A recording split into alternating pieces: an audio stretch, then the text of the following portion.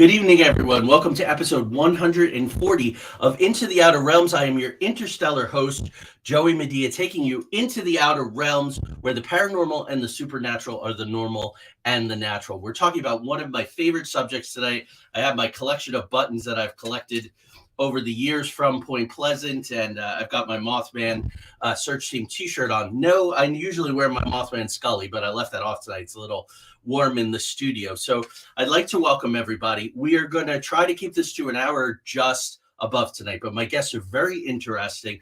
They come at the Point Pleasant Mothman Silver Bridge lore, phenomena, history, story from a trained psychological perspective, which is wonderful. They are the authors of this book, Bridging the Tragedy, Silver Linings in the Mysterious Ohio River Valley. It just came out a couple months ago. I did a very positive review because it's an excellent book. We're going to talk about how they went about it, what it consists of, the kinds of people they interviewed, the kinds of things they've learned. And what I really love is in this age where there's so much doom and gloom, they come at it from the point of positive psychology and post-traumatic growth. So the idea that tragedies, these kinds of experiences are an opportunity for growth, to learn, for communities to come together. I'm going to let them talk about it because of the authorities on it. So let's go right with the opening. I'm going to come back, read their very impressive bios, and then we're going to get into it. We're also going to talk what drew them to Point Pleasant, because it's oddly similar to what drew Tanya and I there in 2009. So welcome, everyone.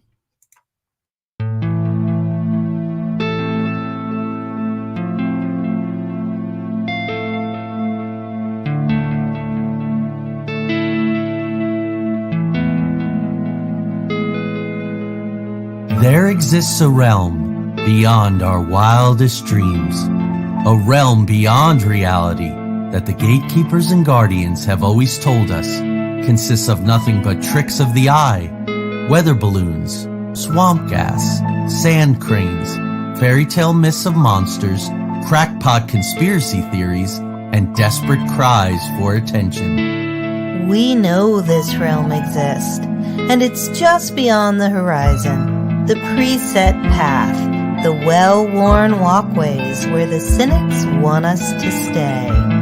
Instead, give this a listen.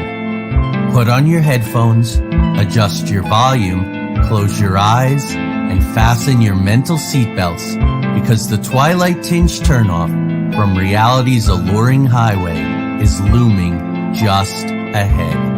We're about to leave the plane of the easily explained, couldn't possibly be's, and the no way I just saw what I saw's, for the spaces and places where everything is possible, and if you stay long enough, even probable. We're about to take a journey into the outer realms.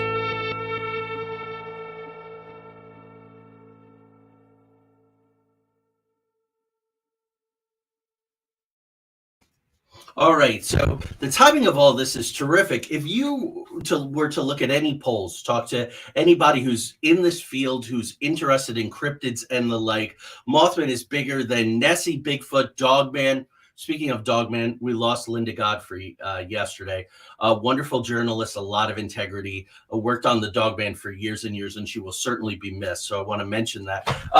And is Mothman, the cute little plushie that so many teenagers and people on the LBGTQIA plus spectrum associate with as sort of the likable outsider? Or is it more of this? And did Mothman exist? As we're going to talk about tonight with the guests, some people, it's a hard no, and they have explanations as why it was a hoax or a mass hallucination. I'll tell a story at the appropriate time really quickly about someone who got in my face who was from Point Pleasant at the time, and tried to set me straight when I mentioned in passing, hey, I'm going down to Point Pleasant for the weekend and Mothman country. So welcome everyone who's here. And we really do have a lot to cover. So I'm going to read some highlights from the bio, which is quite extensive, but I highlighted some things here. This is written first person by Bill. My lifelong interest in the paranormal began in the mid-'70s when my mom introduced me to J.R.R. Tolkien, the author who inspired me to explore fantasy, science fiction, and the good that often follows difficult life circumstances. Sam Ganji certainly has some of the best speeches as far as that and the importance of our stories and growing in hard times. In the late 70s, I spent Sunday evenings watching the Project UFO TV series, a fictionalized drama that I later learned was based upon Project Blue Book, the government's half-hearted attempt to research and ultimately debunked the UFO phenomenon. Half-hearted and a whitewash, absolutely. During my teens and 20s, advanced Dungeons and Dragons and heavy metal artists like the incomparable Ronnie James Dio fostered my interest in the unknown. In my mid-30s, in 2003, I was introduced to the Mothman prophecies. Longtime watchers of the show know that that's a big overlap, a movie that helped transform my life into what it is today. Since then, I've collected and studied nearly all of John Keel and Gray Barker's pioneering paranormal research, myself as well. Jaci is a retired U.S. federal official. Her professional expertise lies in data analytics, investigation, and research. She's highly intuitive and has been encouraged to pursue her abilities. And she's going to talk a bit about some of her paranormal encounters when we get started tonight before we dive into the book and Point Pleasant. So let's bring them on and get started. Let's just do that right now. Hi, y'all. Welcome. Hi. Joey, good evening. Thank you for joining me. Congratulations. You just closed on the house, and I know you're going through a million things. So I am deeply, deeply honored that you made time. Well, it's December 1st, but as you know, November is the key month in the lore on the Mothman side, although we're 2 weeks out from the Silver Bridge tragedy. So, Jaci, let's start with those experiences before we change gears. What some profound things happened to them, to you, if you could share with the audience. Well, the very first experience that I had, I was so young, I don't even know how young, I was tiny, like maybe 3 or 4 years old. And I shared a bedroom with my two sisters, and my brother's bedroom was right next to ours. And down the hallway was my mom and dad's bedroom. And all four of us kids woke up at the exact same time, went to our bedroom doors, and there was an apparition of Jesus at the end of the hallway. So that's the very first thing that I remember happening. And the house I lived in, it was an old school, and it was definitely haunted, even though my mother told me it wasn't. She said my eyes were playing tricks on me. We had a lot of very strange things happen out in that area. I grew up out in the country, and when I was in my early teens, doors would open and shut all the time. I would be the only one home, and it would just open, shut, open, shut. I saw some type of big squared off looking creature. The only thing I could think is like a Darrow that was coming in the field, and we were out playing baseball with my cousins, and everybody saw this thing just like kind of like lumbering through the field at us. And we ran into the house and told our parents, and they told us to go back outside and play. Well, we didn't do that because we were scared to death. We were scared to death. I can't even think of other things that happened growing up. There were so many. I just know that my mom constantly was telling me that my eyes were playing tricks on me. And then as an adult, things kind of settled down. I mean, I know things. I just know stuff all the time. I know things about people. I know things that are going to happen. I just thought it was intuition. It's deeper than all of that. And then in about 2005, I was on my way to work, and well, let me say this first. Growing up, I was outside a lot looking at the stars. I was constantly looking at the stars. And when I was pregnant with my son, who I knew was a boy, and we did not have ultrasound then, but I knew for sure he was a boy, and I wanted to name him Orion. And I have no idea what. I mean, it was just I wasn't really in the know about Orion at that time. So it's like there was this connection to Orion, and I don't know if it's his connection from a past life or if it's my connection. But so I was on my way to work, and I'm like is way out in the country in the middle of nowhere. It was a little tiny town, and way off in the distance, there was this like huge bright shiny silver thing, like a silver that's unearthly. That's the only thing I can say. I can't describe how bright and shiny it was. And it was just like in the sky. And I'm like driving, and I had a flip phone. That's how long ago it was. And I'm like, what is that? I mean, I'm literally saying out loud, what is that? And I'm just like driving closer and closer, and it's still just there. It's above a farm. It's like huge. It's like over this entire farm. And I get to the stop sign, and I had to turn left to go to work, but I just really wanted to go. I wanted to get under it. I wanted to see what it was. But I had really good work ethic. So I was like, I got to go to work. I can't be, I can't be late. And then plus I worked at the post office. So I just assumed that people would be talking about it. It's a small town. Nobody ever mentioned it to me. And then later I found out that Harriet, that's in our book, saw the exact same type of a craft. No sound, just hangs in the air, no movement. It was just, it's pretty crazy. And it's like, you just can't even quite get a grasp of what the heck is going on. It just is so strange. Right. And there was another thing that happened. Was it been maybe 2 years ago now? Maybe 3, I'm not sure. I came home from work, and I'm standing out on our porch, and I'm looking off, in the, just relaxing in the sun and enjoying my time outside.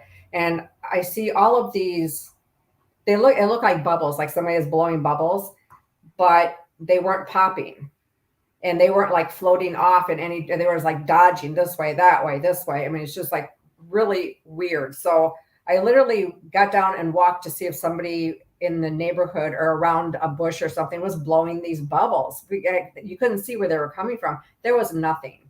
And so I'm telling him about it. The next day I go out there again, and they're back. It's the same thing. It's like these little iridescent orbs.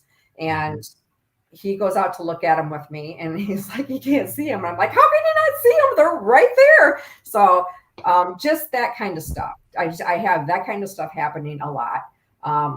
When I get into a meditative state, it takes me about 10 minutes to get to that point. I can connect with people that have passed on. It's typically not the people that I expect that I want. The people like my dad. I've been trying to connect with my dad. He woke me up at 3:33 shortly after he died in the morning by saying my name, Jackie. And I sat straight up in bed. It freaked me out, and he didn't hear it. So then I'm like trying to connect with my dad, because it's like, what did he want? When he was dying, he was trying to tell me something. I didn't know what he wanted. And so when I'll go into a meditative state, I've tried to connect with my dad. He's never, to my knowledge, come through. If he has, he's been like kind of like a prankster, and I don't know if it's him. Yep. Very possibly could be, because doing some spirit box sessions, we've got some pretty crazy stuff coming through before. And I have a friend that I do spirit boxes with too, and we get really crazy things. I mean, it's not just the radio frequency that's giving us information. It's like there is information coming at us from somewhere. So that's the kind of paranormal stuff that happens in my life. Okay. Tanya says that she thinks you have a connection to the Pleiades, to the Seven Sisters. I don't know if you've heard that elsewhere before, but before you started talking, she said that. So, yeah, I like the PSB 11. I really think there is something to the spirit box. I think that people who have natural abilities help that go faster, and I'm not surprised. I've heard other things where you clearly saw the UFO or UAP, and it was for you. It wasn't for everybody. It wasn't, because I think there are lots of, there's nuts and bolts, and there's energetic ones, and I am one of the few people outside of the government who really like the term unidentified aerial phenomena, because I tend to see orbs or light worms. I have seen a couple of nuts and bolts ships, but it covers a much larger swath. It really does, and I think it makes a lot of sense. And now they added underwater to unidentified, so it's a moving target. I have my I love Point Pleasant button on here, and you both clearly fell in love. So I mentioned a little bit from the bio, but tell me, when was it? What led you to go there, and how did you wind up producing a book after a lot of work? Sure. Well, it was a labor of love. It was, to some degree, it was somewhat planned, but it was more of a concept than it was, a specific plan to set out to come up with what we came up with. To back you up just a little bit, I'd spent my career in technology sales around 2011. At the age of 43, I decided I wanted to do something a little bit more than that. So I took a class online in psychology. I already had a bachelor's from several years before in English. And I took a psych course and I got an 88%, and I was angry because it was a B. Now, I was not a good student when I was working, through high school, junior college, working on the bachelor's. You get a little bit older, you get a little bit more focused, a little bit more responsible. And I was aggravated that I only got an 88. So I took another class and I got an A, and another class and I got an A. After a half a dozen classes at the post-baccalaureate level, decided to make the jump into graduate school. I always wanted a master's degree, but I was kind of intimidated. And being an older guy, now I'm 55 now, at that time that I decided to go back to school, my only experience at college really was brick and mortar. So now everything's online, and I'm balancing a career and a family and all these different things we do. The older we get, time does not become our friend. The older we get, more things get in the way of maybe our goals and objectives. But in any event, I jumped into graduate school, finished the master's pretty quickly. It wasn't that difficult. Along the way, as we had talked about, I saw the Mothman Prophecies movie in 2003, and I kind of kicked off at the same time. Even before I got back into school, I'd always been a voracious reader. So I picked up the Mothman Prophecies book. I started researching Keel's other works and Gray Barker's works, got my hands on everything I possibly could. So as I got to finishing up the master's, about 9 months later, I decided to jump into the doctorate. I figured you only live once, why not give it a shot? So I jumped into the doctorate. After the first year, it was pretty excruciating to balance a career and to try to do an online program. And by then we were guardians for our granddaughter, who was 11 years old at the time. So we were re-nesters. We were empty nesters who became re-nesters, and it was a challenge, but we decided we needed some time to ourselves. So we wanted to go on a vacation. And now our vacations in the past had always been to more exotic places like Mexico or Florida or California, someplace where there's oceans.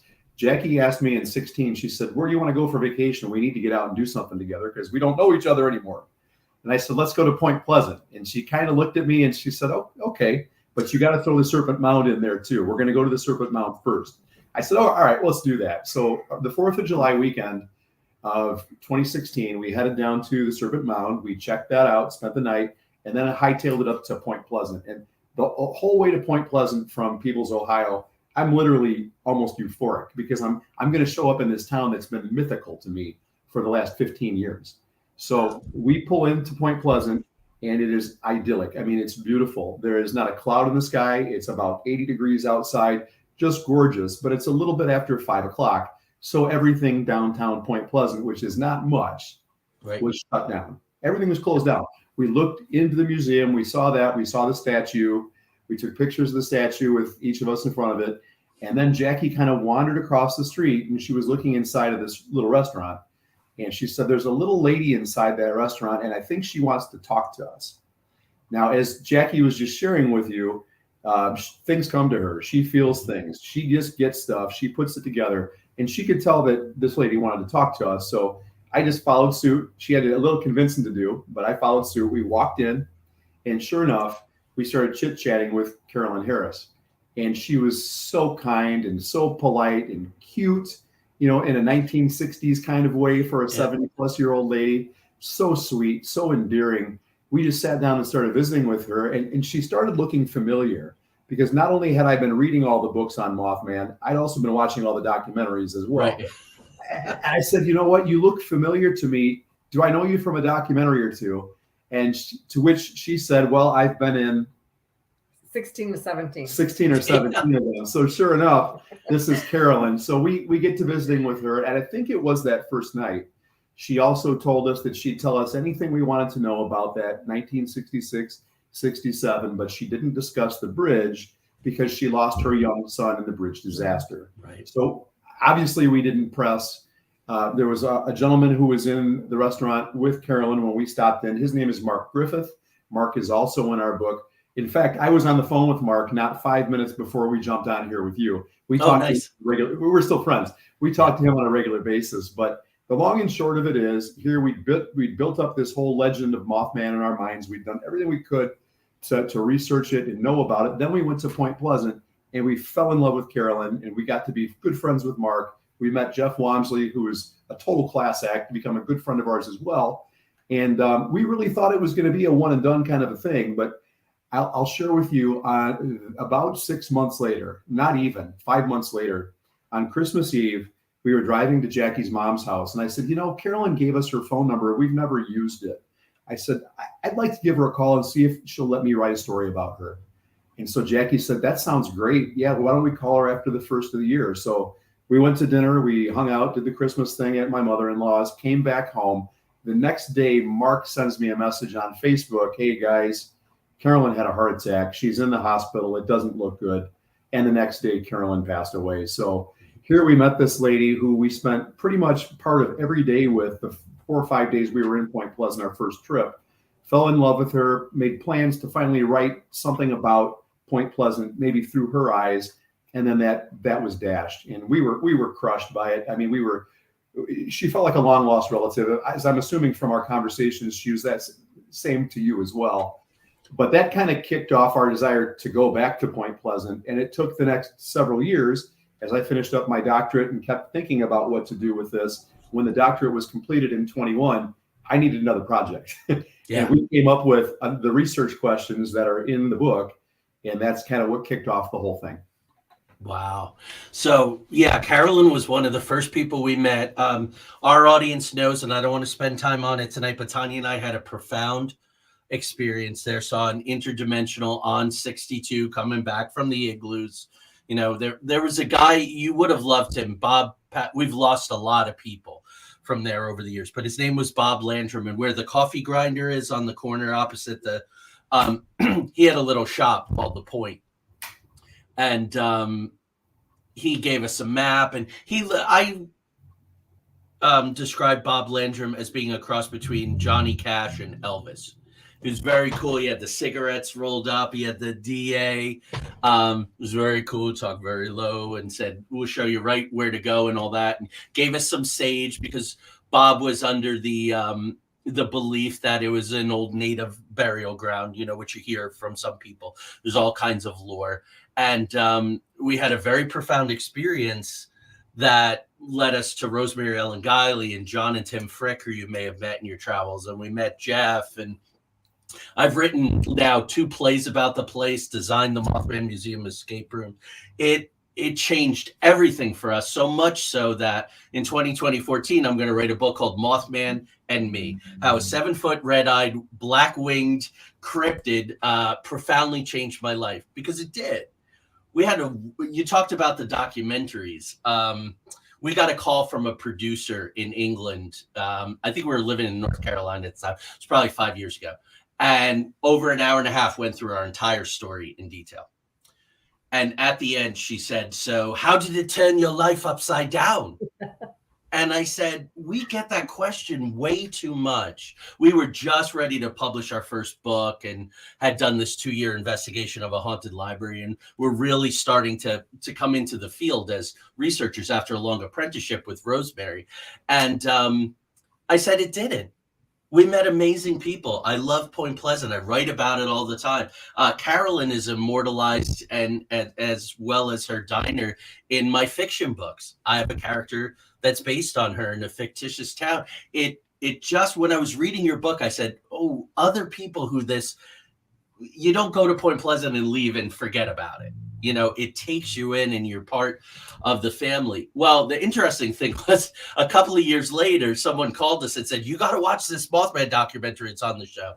And the story that they used, the first act, is basically Tanya and I's story, which I guess was compelling enough that they appended it onto something. But Carolyn, the first time we walked in, I looked at the no smoking sign on the one side, or smoking section, non-smoking section, and you know how narrow that place was.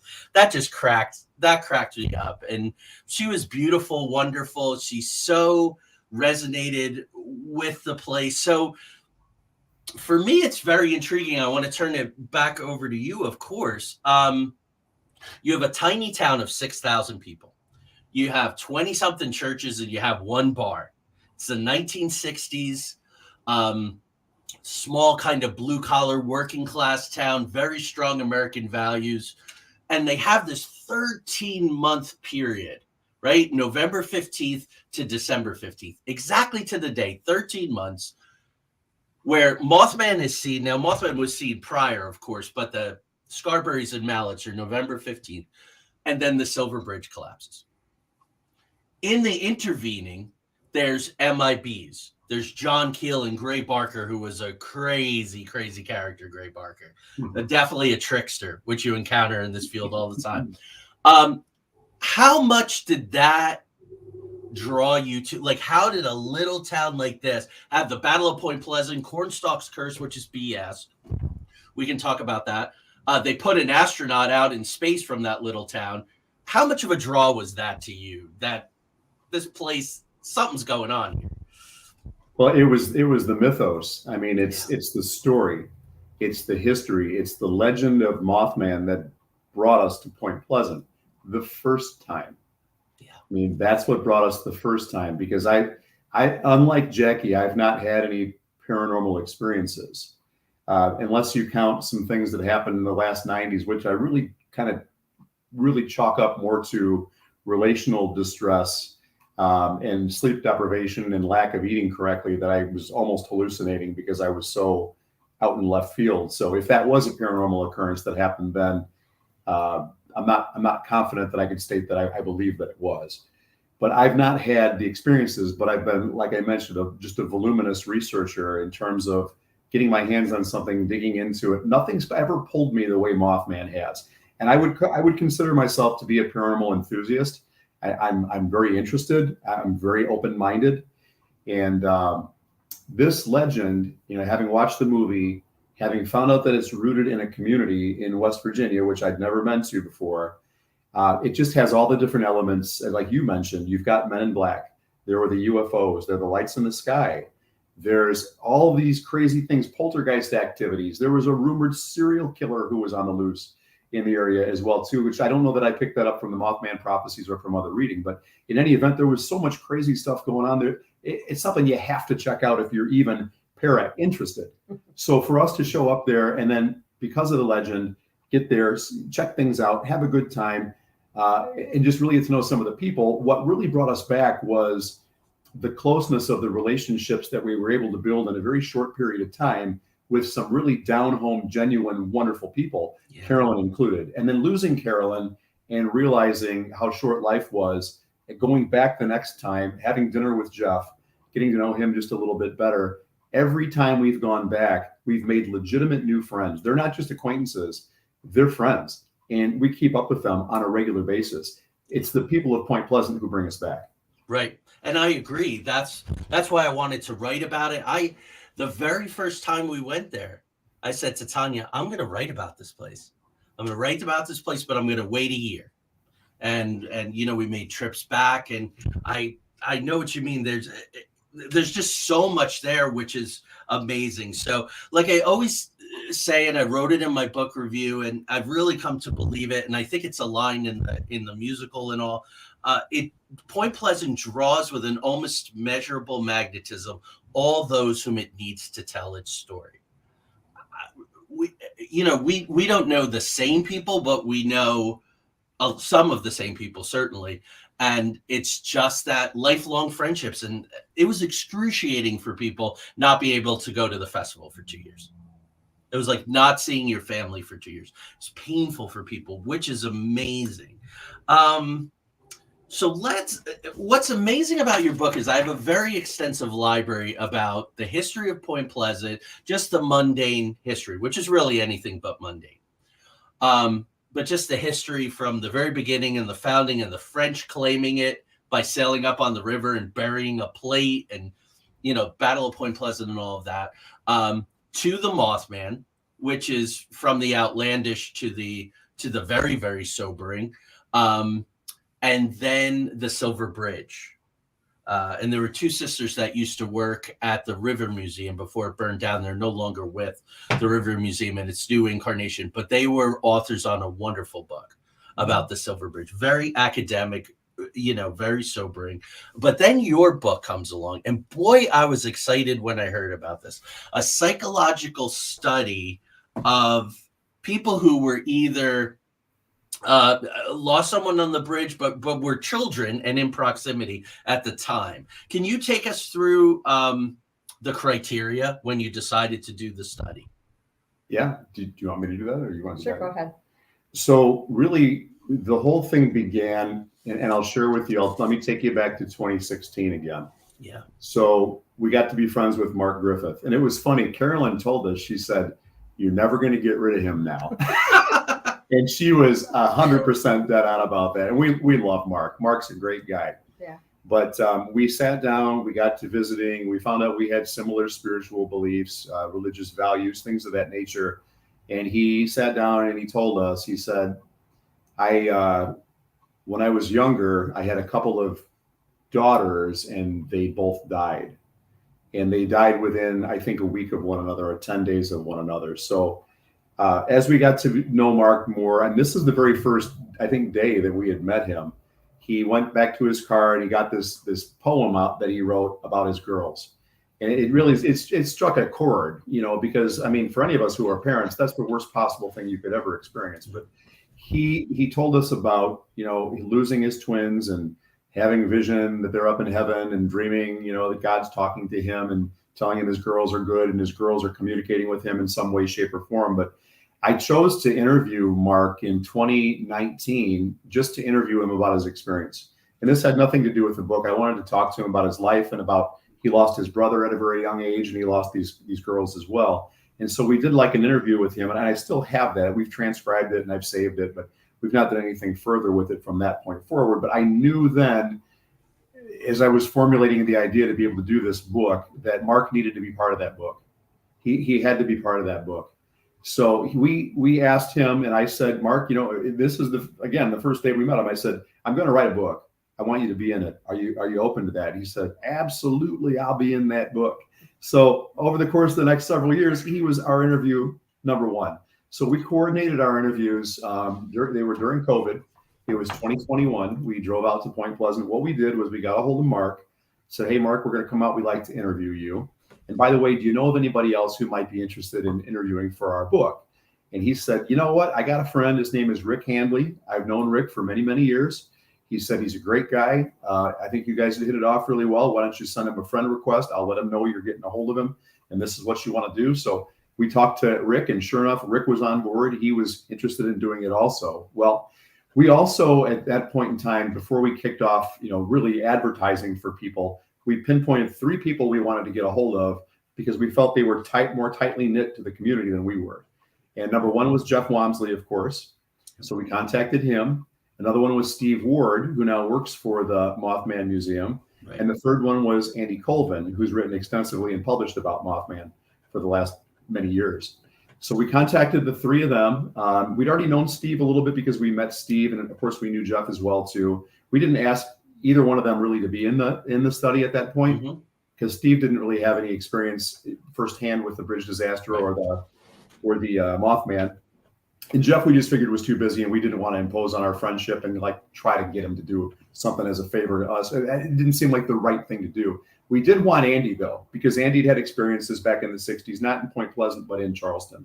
Yep. So we got to know Andy over a Zoom meeting, and honestly, we talked to Andy this time almost every Thursday night for about 2 to 3 hours, just chit chat and visiting. We have a blast with the guy; he's hilarious. But we got a hold of the 3 of them. Andy agreed to be part of the study. He said, my friend Harriet also might be interested because she had experiences also. That's kind of how we got Harriet, or some permutation of that. I didn't tell it exactly accurately, but we got a handful of folks that way. But then what we thought about doing, I got a hold of Jeff's daughter, Ashley.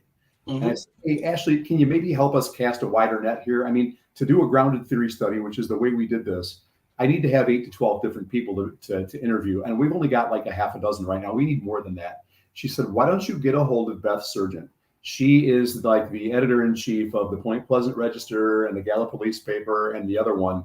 that's in the area also. She said, get a hold of her and see if she'll help you. So long story short, we got a hold of Beth and coordinated a call and had a conversation with her. And she said, this is what you need to be aware of. She said, there are a lot of people in Point Pleasant who, if you talk about the bridge disaster and the Mothman in the same sentence, you're going to offend them.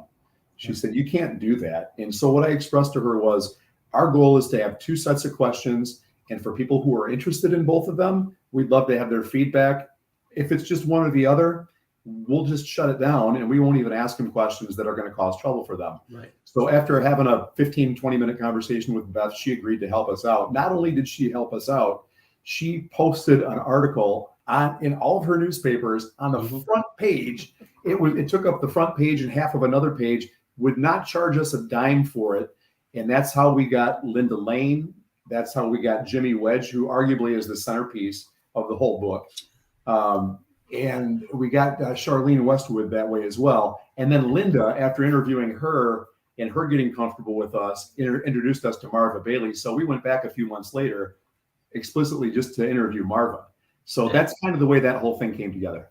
Cool. So some snowball sampling and different kinds of things. So, so let's go through some of the technical stuff. Tell me about phenomenology research professionals. Sure. Do you want to take that? Go ahead. Oh, you haven't talked for a while. Go ahead. Okay.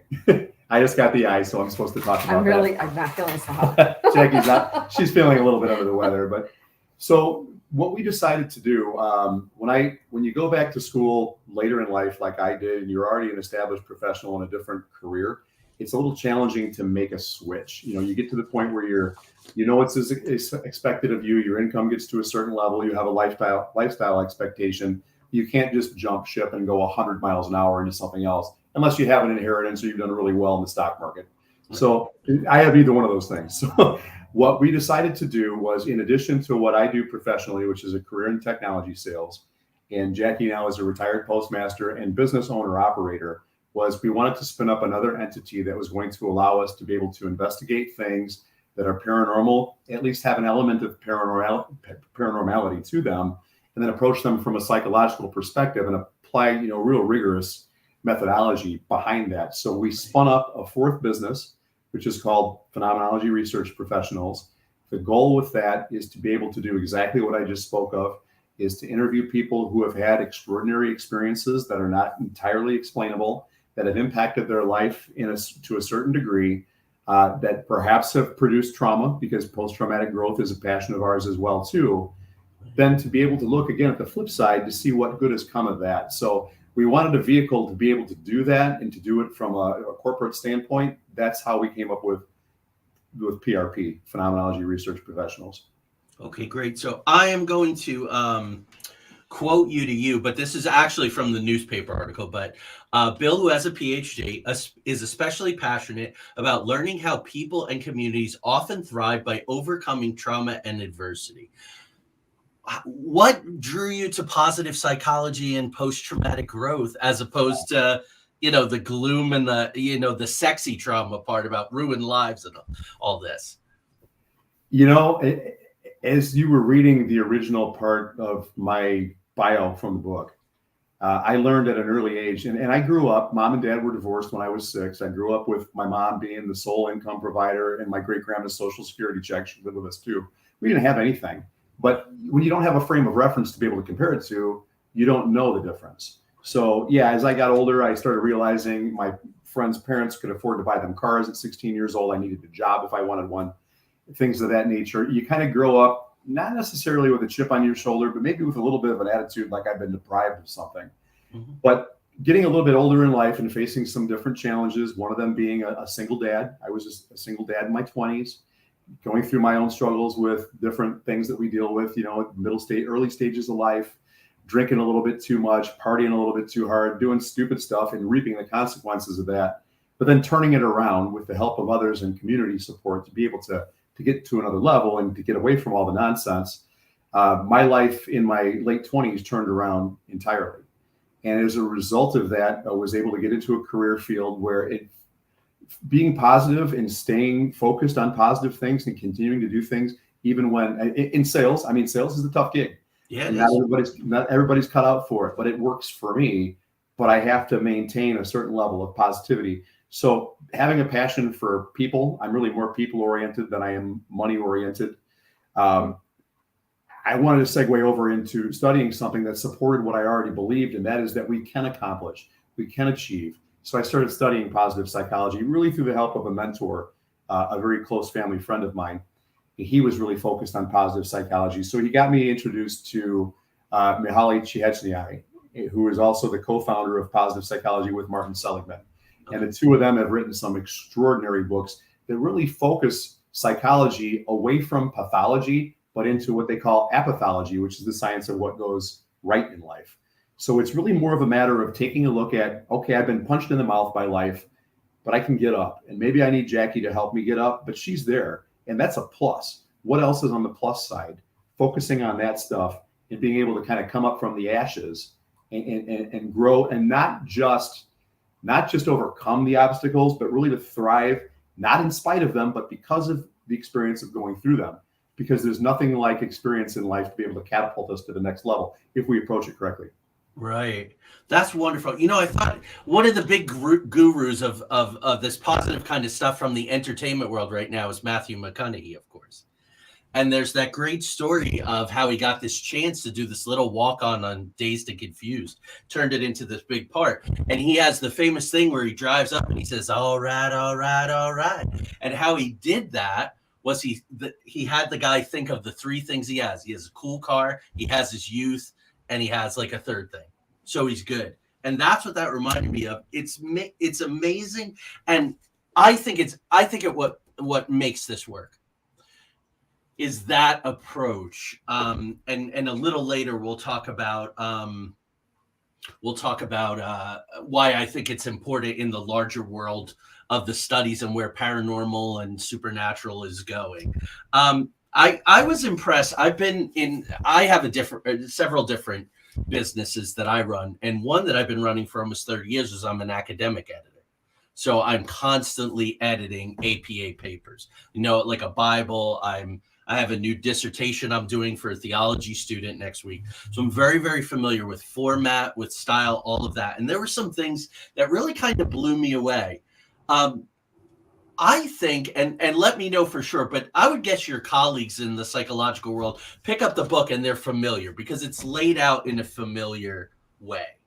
So you're really dancing this wonderful dance that you manage of popular audience that's hooked into Silver Bridge, Point Pleasant, Mothman, and then the academic community, because that's your career now. That's where you want to be taken seriously, obviously. So it looks, but what really got me is the narratives are long. I mean, Denny Bellamy's is 27 pages. And Denny to me is the centerpiece because Denny is so proud, right? You can just see how proud he is of what they've done and his involvement, the documentaries, the regrowth of the town and all, which was amazing to me. And I mean this with absolute love because I adore it. Sometimes the folks ramble. They go off on a tangent. And you kept it in the book. Was that the decision going in? I'm really curious about that process, how you decided to just throw everything in the kitchen sink in these interviews for print. You're so generous. You're so generous to say that because why? And I don't think you and I have discussed this, but we actually edited those exhaustively. What you see there has been pared down considerably. And it's funny because we put the whole thing together and then we worked with Andy Colvin on this because he's got, the experience of publishing books. Yeah. And he said, what you need to do, he said, you don't need to take out what they said. He says, but you do have to clean it up because what you want to do is you want to present it in a light that's favorable to them. We did leave a lot of the nuances in. We did leave a lot of the colloquialisms in. We didn't change a lot of that, but there were some things we cleaned up significantly. And thank you for saying that it looks authentic. That's what we were still going for, but we did have to polish it quite a bit. The two of us. The redundancy. There was a lot of redundancy when they were speaking, so we had to take a lot of that kind of stuff out of there. So I'll bet we've got 40 to 50 hours in it between the two of us, just polishing the interviews. Yeah. I believe it. So the repetitiveness, the redundancy is terrific as interviewers, as researchers. You want that. My book that's coming out next year is Parallels, Patterns, and Pathways. To get parallels and patterns, you have to crunch huge amounts of data.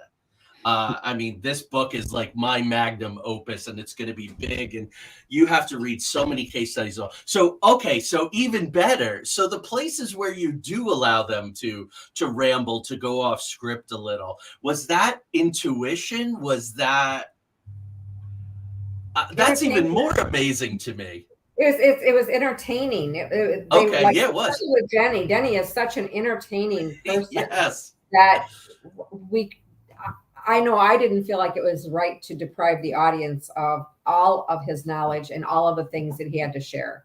Same with Jimmy. Jimmy added a lot of things. Yeah. Andy added a lot of things. So that kind of stuff, I mean, it's just really interesting. Yes, I agree. Like Jimmy's talking about fixing elections, and I'm going, holy mackerel, this is like off the record. Well, what the heck he says? Yeah, it was so funny. He's like, hey man, they can't prosecute me now, so let me just talk about this. And but it illuminates small town life. Yeah, I mean, it illuminates small town life. It gives you an example of the times. And really, I think it gives you a snapshot into their psyche, their collective psyche of the community, the way that they function. In a Bible Belt type area here, which I mean, and nobody's perfect. Jimmy was a wonderful example of that. I mean, he was fantastic. Yeah, and it's amazing. And I understand, having engaged with that town and created works about that town and presented in the town for 13 years now and counting. And next year should be a really big year. You have to be very careful about linking Mothman and the Silver Bridge. I mean, you couldn't, as a writer, as a professional writer for 3.5 decades, you can't write that. You can't write, okay, here's this thing that happens on November 15th. And then 13 years from now, I'm going to have this tragedy that let's take some time right now. And I know that my audience is well aware because I'm always very clear about it. There is no causal link between Mothman and the bridge collapsing. The bridge collapse and the appearance of Mothman. I do think there's a bigger picture, but let's look at that first. Do you both agree with that? Yeah, from a causality standpoint, Mothman had nothing to do with the bridge going down. Right. And it was a bad design. It was a cheap design. Mm-hmm. There were 4 bridges like it, I think, in the entire country. And it was an I-bar design that it was a lack of forward thinking, right? As traffic came and as trucks got heavier. I spoke to a guy, I don't know if you two have, it seems like they exist everywhere, which is very unsettling. But I spoke to a guy who drove over that bridge the afternoon before. And have spoken to other people. That guy was a close friend of mine who just passed away about a week and a half ago. But I've spoken to other people more in passing that said, I was on the bridge that day, or my uncle was. So all this traffic, and talk about positive growth and a positive outcome and positive psychology. LBJ started a bridge commission, changed the way we inspected bridge, how often we inspected bridge. It's always terrible when we have to have a tragedy before people are pushed into action. Yes, but that's what happened. So I wanted to mention that because it's important. Now, it was great too because you got a wide swath of people. There's some people in the book who say, yeah, I think Mothman was really a thing, and I know someone who saw it, or I had some experience of it. And you had some people who said, no, it's all bunk. It's all BS. And I teased the audience a little, and I know we're getting short on time, so I'll be brief, but it was probably 2012, 2013. I was teaching a civics course at the state capitol in Charleston, and Tanya came with me, and we were heading over to Point Pleasant. And I mentioned, to the kids, have a great weekend. My wife and I are on our way to Point Pleasant, home of the Mothman. And this guy, I remember him being big, 6'2", and just big. I think he was their teacher, tweed jacket with the patches. And he leans into me and he says, after the kids are filed out, he stays behind. And he goes, I grew up in Point Pleasant. and that whole Mothman thing is bullshit. Like that. Like really. And I went, wow. And I got in the car with Tanya and I said, I got to tell you what happened. Like the people who do not want to talk about this thing, right? So many of the locals don't go to the festival. They lock away in their doors and they put their heads down and they let it, they let it end. And that's, when you have, I don't know, I think this year they had 30,000 some people come to a town of 6,000. It was nuts. So busy. Yeah, it was nuts, which is great for you guys. Tanya and I had a prior commitment. We couldn't make it. But so let's see here in our closing what I really want to do. We talked about that. Oh, another spurious thing, and I touched on it. Cornstalk's curse, which so many people talk about to this day. Okay, folks, quick history lesson. So Cornstalk is involved. There's Lord Dunmore's War. It's a colonial Native American dispute. They were happening all over the East Coast up into Canada and the Hudson Valley and all. It was all highly contested at the time. This is 1770s. And so Cornstalk is a Mingo. And I believe, I don't want to get that wrong. No, he's a Shawnee. Logan was the Mingo. We got to get this right.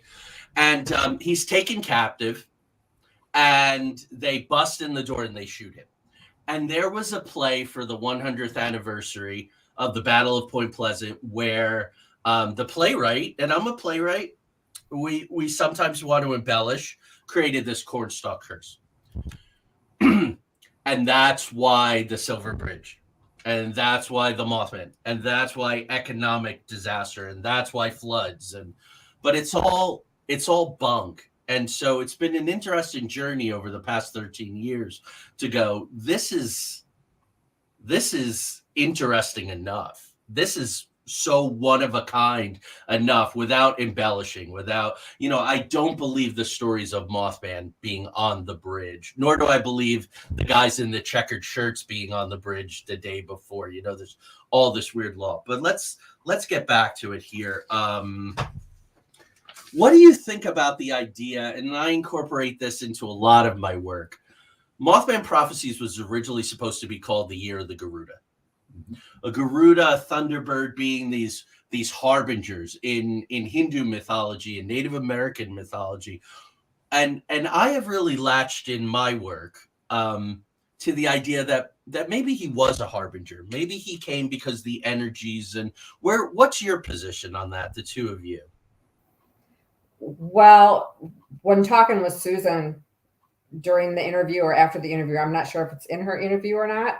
We were talking about, maybe Mothman was literally sent to save Point Pleasant, not then, but because the bridge was going to go down and it was going to be, the traffic would be rerouted away from Point Pleasant and the town would slowly die of its commerce, that maybe Mothman was going to come back to revitalize the town many years later through Jeff Wamsley to begin with, and then Denny Bellamy and everyone else that has made the legend grow, stronger.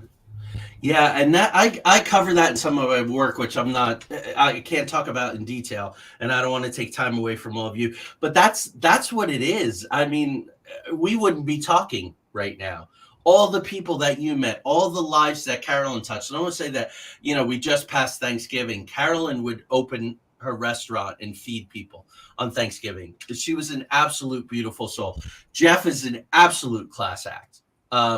All the attention and the success and the documentaries and he could be on an interview every day if he had the time and the want. And he is humble. And he's like you are, and I believe like I am, healthy skeptic. I don't know for sure what it was. I don't know for sure what happened, but something happened here that was life-changing. And so let's get into that.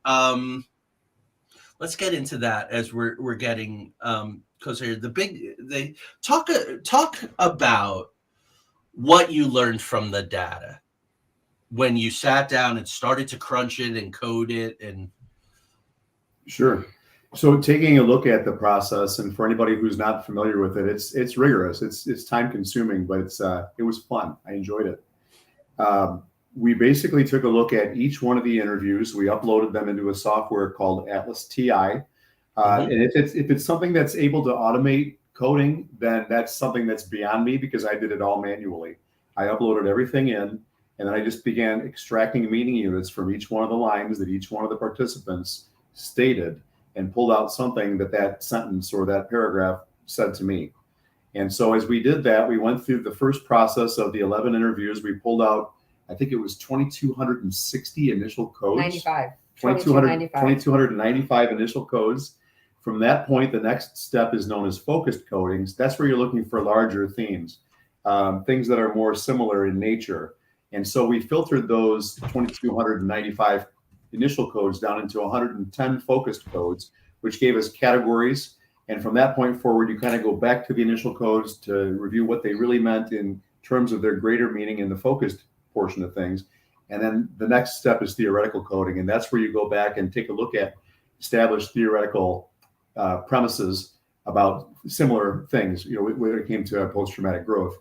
And we ultimately arrived at 15 different theoretical codes, which became the dimensions of post-traumatic growth that the study identified. And because I don't have these memorized, Joey, what I'm going to do is I'm going to open up the book. I think it's page 271, where we actually have the diagram that talks about the dimensions of post-traumatic growth. What we found was that people spoke to having a greater appreciation for life, better sense of community, certainly entrepreneurialism, family, gratitude, memorial, optimism, patience, perseverance, personal development, perspective taking, positive reflections, preparedness, responsibility, and spiritual development.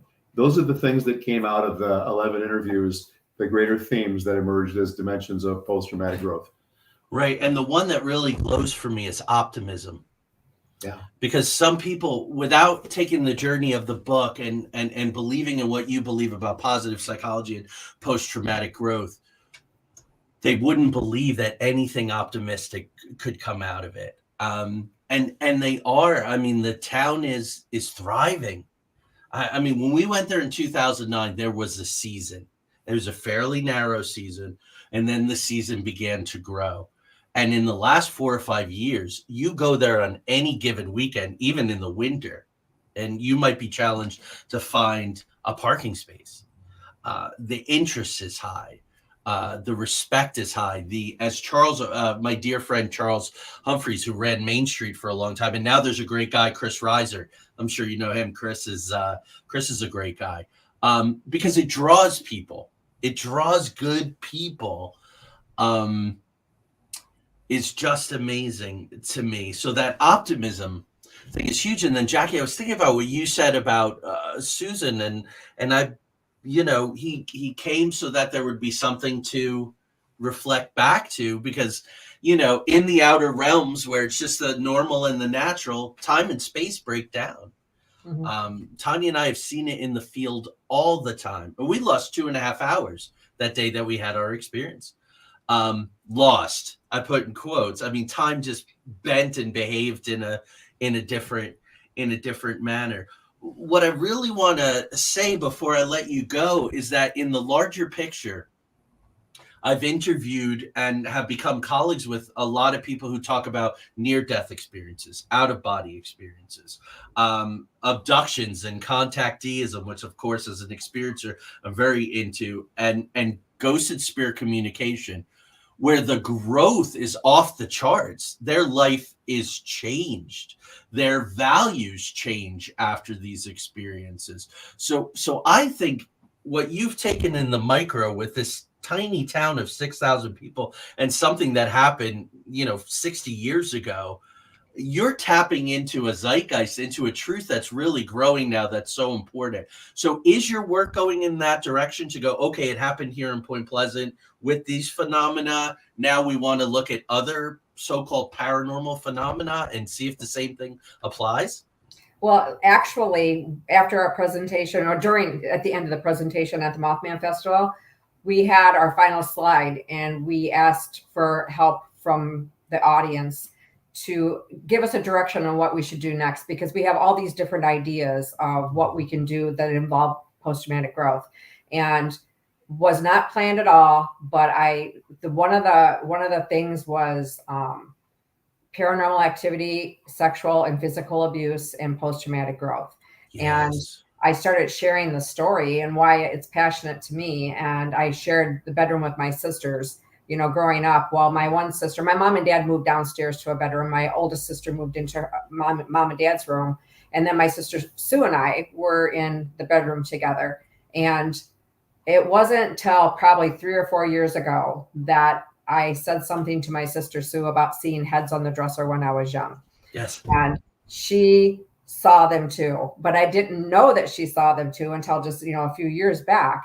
Well, what I put together in my head while I was talking was, so I saw these heads on the dresser. My dad was alcoholic and abused everybody in the household. Not me. I was the youngest. For some reason, he just didn't beat on me, but he beat on everybody else. But the key thing is while this stuff was going on, the physical abuse to my family members, my sister that was sharing the bedroom with me was getting sexually abused by my uncle. So here she's seeing the heads on the dresser. So did they come because of that abuse, or was it abuse in the household? Whatever it was. So I'm sharing this story, and this lady comes up after we're done, and Bill was going to talk to her, and she couldn't talk, and she had her mouth covered, and she was pointing at me. It brought her to an awareness that she saw snakes growing up in her bedroom, and she didn't have any recollection of that at all until I started sharing that story. So that's what I think that we're going to try to do our next study on.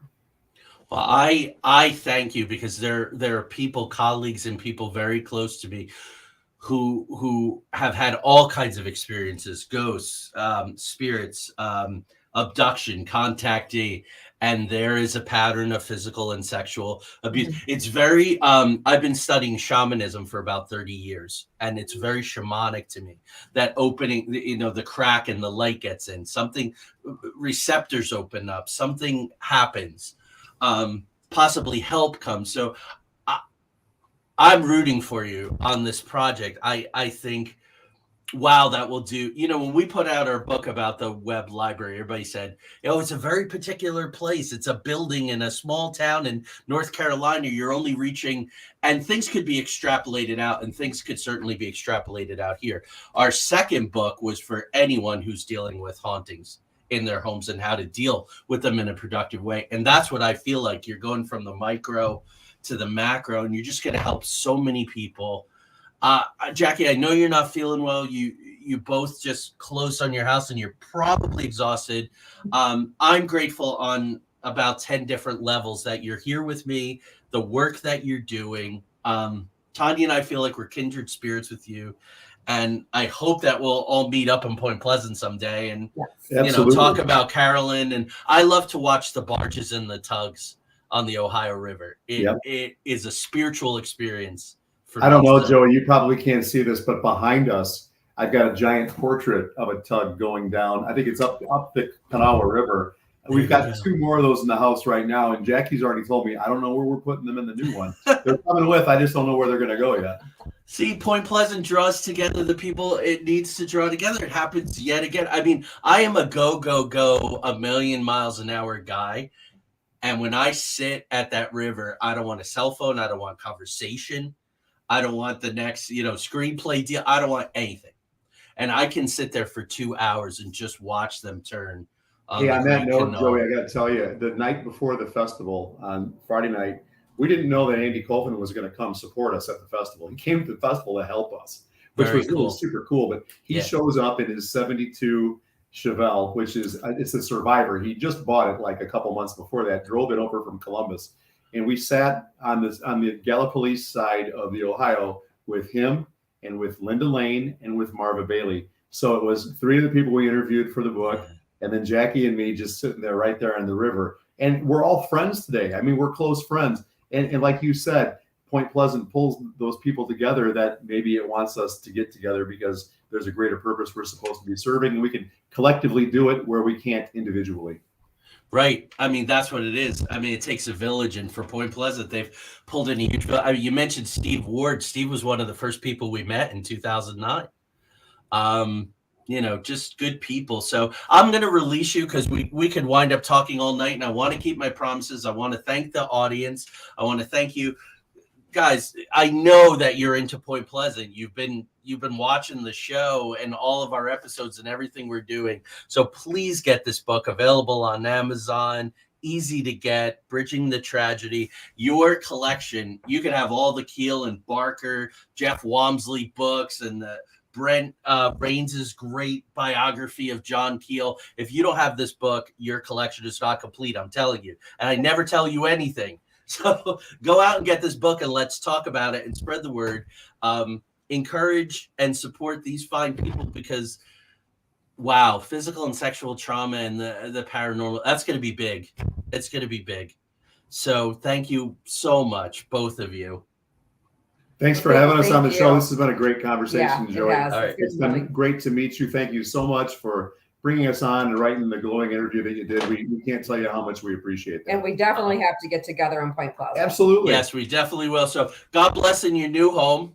Thank you. Get some rest, feel better. I'll talk to you soon, I hope. Keep in touch. All right, guys, just real quick. That was amazing. That was awesome. I can't wait to get in the car and go down to Point Pleasant. But again, seriously, I don't push stuff. This is an amazing book. This is a new chapter for discussions on Point Pleasant and the bridge and the Mothman. Next week, we're back with Sinister Mysteries #6. We're doing precursors to MK Ultra. So we're doing scientific experimentation in both Japan and Germany during World War II. I'll be with my co-pilot, Craig Ansel. Don't miss it. The next week is Pam Nance. She's a researcher, sensitive, another very good paranormal researcher. And we have an overlap because she's gotten some communications from Blackbeard. You know how I love pirates and do that work, and lived right there in Beaufort, where the Queen Anne's Revenge was sunk. The week after that, we have Samuel Chong coming on to talk about Theabu of Prophecy. This was a book written by a man named Michel Demarquet about an abduction experience that he had where he was gone from 10 days. Guys, this book pushes extraterrestrial origins of Moses and Jesus, and Earth being the lowest of 9 planets, where you go from planet to planet to ascend, and sometimes it takes 50,000 years before you can really go back to source and quit doing this wheel of samsara here. It's going to be fascinating. And the week after that, we have Patricia Corey. She's going to be with us between Christmas and New Year's for a very heavy subject, hacking the God code. And we're going to be talking about transhumanism. And we're going to be talking about the aftermath of the 3 years as far as biomedicine, where all of that is going, population, but how to heal the DNA. And if you're not familiar with transhumanism, do some research on that, because I really think that it's becoming a thing. And then we'll be back in January with many great guests. And going forward, January 26th is a very special. It's our 3-year anniversary. And I'm going to have Constance Victoria Briggs is coming back on. We had a great episode talking about her Mysteries of the Moon Encyclopedia. She's written another book. I happen to have that here. I got a big old stack. I keep busy. The Moon's Galactic History. Artemis is taking pictures of the moon, just set the record, official record, on the record, NASA public record for most miles traveled by a spaceship. So we're going to see what happens. It's going to be wonderful. Let's keep pushing the envelope. Have a terrific time. We're going to keep bringing you great programming, and we're right on top of this disclosure discussion. So I'm going to keep you informed with all of that. There was a very interesting discussion with Gary Nolan and Avi Loeb on a podcast last week, talking about the merits of this new NASA committee. Are the members legitimate? The members who have already come out, it makes me think of the Condon Commission in 1968, already coming out before any results are published and saying, no, it's not UAPs. So is that helpful and legitimate. So we're going to stay on top of all of that. So everybody have a great night. Thanks so much. Peace.